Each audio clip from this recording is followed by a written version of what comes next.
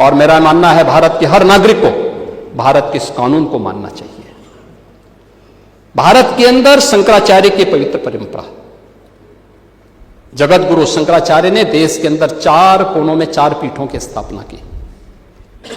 उत्तर में ज्योतिष पीठ की स्थापना, दक्षिण में श्रृंगेरी, पूरब में जगन्नाथपुरी, पश्चिम में द्वारिकापुरी। 4 पीठों के 4 वेद हैं, ऋग्वेद, यजुर्वेद, सामवेद और अथर्ववेद। इन सब के अपने मंत्र हैं।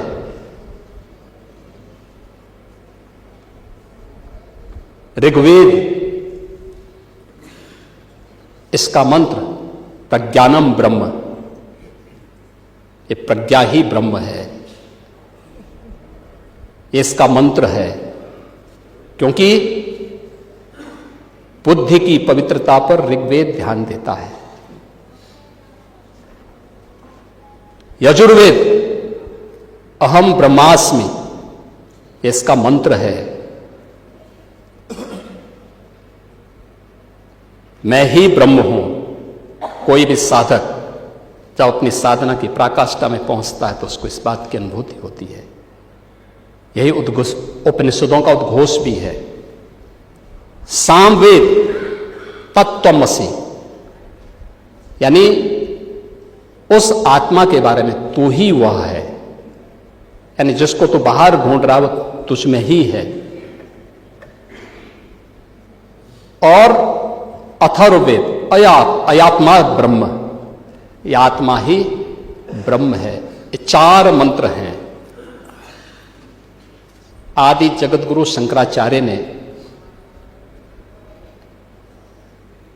अनिवार्य किया है,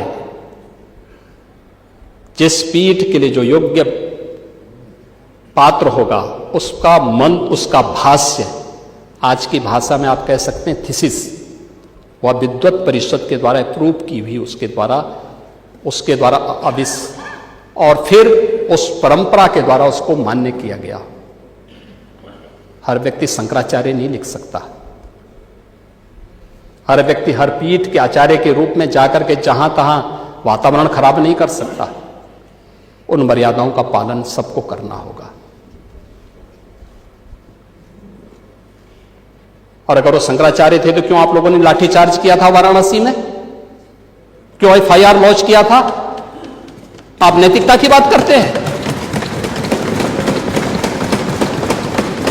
4.5 करोड़ श्रद्धालु जहां पर आए हों, वहां पर जो एग्जिट गेट है, जहां से श्रद्धालु बाहर निकल रहा है स्नान करके,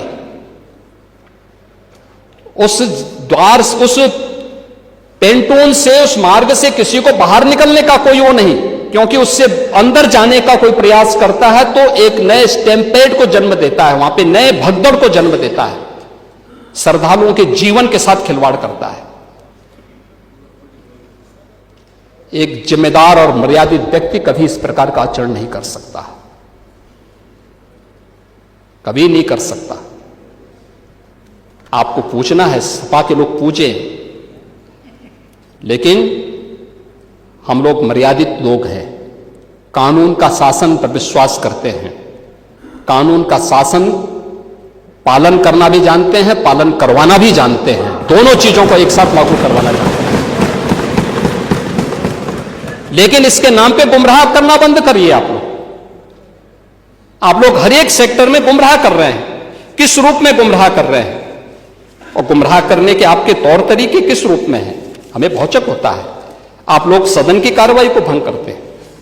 यानी SIR की कार्रवाई चल रही है भारत निर्वाचन आयोग के मार्गदर्शन में, ये लोग विरोध करते हैं, कि SIR की कार्रवाई नहीं होनी चाहिए। उत्तर प्रदेश के अंदर अब तक ESD, जो अब तक आंकड़े जारी किए हैं भारत निर्वाचन आयोग ने, एब्सेंट, शिफ्टिंग एंड डेथ, इनमें 2 करोड़ 88 लाख से अधिक लोग सामने नहीं आए हैं जिन्होंने एसआईआर का फॉर्म नहीं भरा है।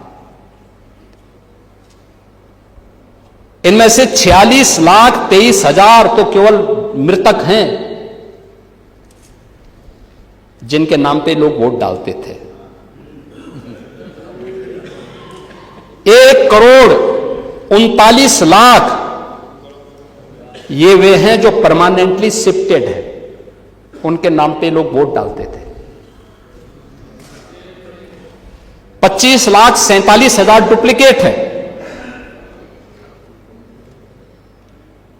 लगभग 80 लाख ये एब्सेंट है, यानी इसका मतलब वो है ही नहीं, या उनको जबरदस्ती नाम बना करके बढ़ा करके कर दिया गया, और बाकी कुछ अन्य श्रेणी के हैं। 2,88,00,000 अब तक आए हैं। दूसरा, फॉर्म 7 कोई भी किसी के नाम पे अगर देता है, भारत निर्वाचन आयोग उसका वेरिफिकेशन करा रहा है। अगर कोई फिजिकली प्रस्तुत हो रहा है कि साहब ये फॉर्म 7 गलत है, मैं हूं, तो फॉर्म 7 वहीं पे रिजेक्ट हो रहा है। क्यों वातावरण खराब कर रहे हैं आप लोग? कोई व्यक्ति एक पारदर्शी व्यवस्था चाहता है तो आप लोग पारदर्शी व्यवस्था के समर्थन नहीं करते, अच्छा कार्य नहीं होने देते, न अच्छा काम किया है न अच्छा काम करने देंगे। और इसीलिए प्रदेश के अंदर आज जिस ओर हम गए हैं, मैंने बताया ना कि 2013 में कुंभ था और कुंभ में कुल 12 करोड़ श्रद्धालु आए थे, और माघ मेला में 21 करोड़ की संख्या पार हो चुकी है। कल परसों अंतिम स्नान होगा, यानी यद्यपि माघ मेला तो केवल माघी पूर्णिमा तक होता है। यह है सरकार की सुविधा और सुरक्षा पे विश्वास। आप लोक माता के नाम पर, शंकराचार्य के नाम पर, एसआईआर के नाम पर या किसी अन्य के नाम पर समाज को गुमराह बंद करिए। देश के बारे में सोचिए। महामहिम राज्यपाल जी ने जो अभिभाषण इस सदन में दिया था, सरकार की इन्हीं उपलब्धियों को लेकर के दिया था और भावी कार्य योजना को लेकर के दिया था।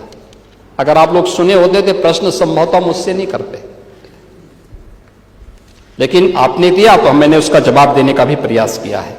और इसलिए अध्यक्ष जी, मैं इस मजबूती के साथ कह सकता हूं कि आज का हमारा उत्तर प्रदेश अब पहचान के लिए मोहताज नहीं है। आज कानून का राज है, अपराधी भयभीत है, एक गरीब का सम्मान है, किसान खुशहाल है, बहन और बेटियों में सुरक्षा का एहसास है, और युवाओं को रोजगार का अवसर प्राप्त हो रहा है।